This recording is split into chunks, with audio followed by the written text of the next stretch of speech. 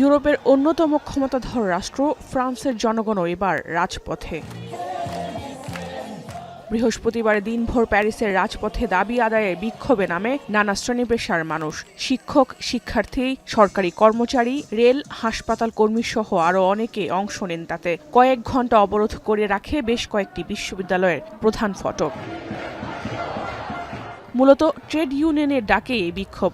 আয়োজকদের তথ্যমতে প্রায় 10 লাখ মানুষ অংশ নেয় এতে।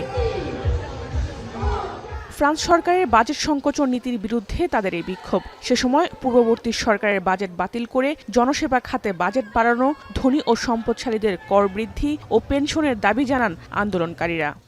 Les travailleurs, ils sont tellement méprisés actuellement par ce gouvernement et par M. Macron que, en fait... Oui, bien sûr, je la comprends. Je la soutiens, même si je la fais pas, mais je la soutiens. Bonne journée.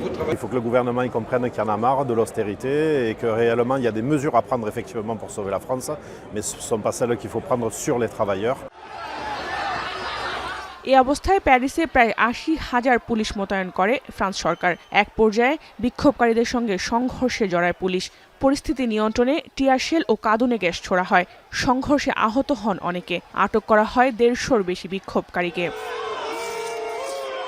ফ্রান্সের president Emmanuel Macron ও প্রধানমন্ত্রী Sebastian লেকর্নুর যদি budget কাটছাঁটের সিদ্ধান্তে অনড় থাকে তবে আন্দোলন আরও জোরদারের হুঁশিয়ারি দেন ইউনিয়নের নেতারা।